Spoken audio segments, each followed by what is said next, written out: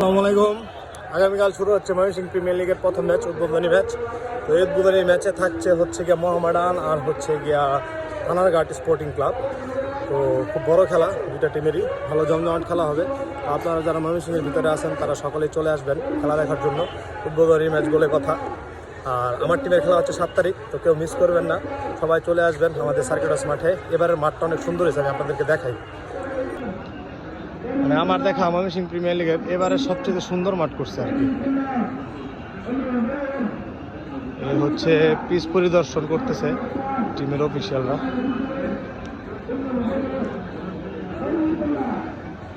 এই যে উইকেট,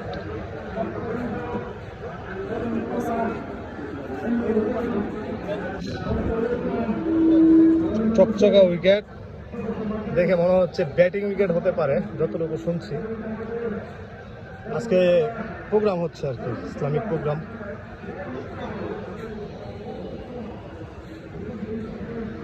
এই সার্কিটাস মাঠ, কালকে উদ্বোধন, সকালে চলে আসবেন।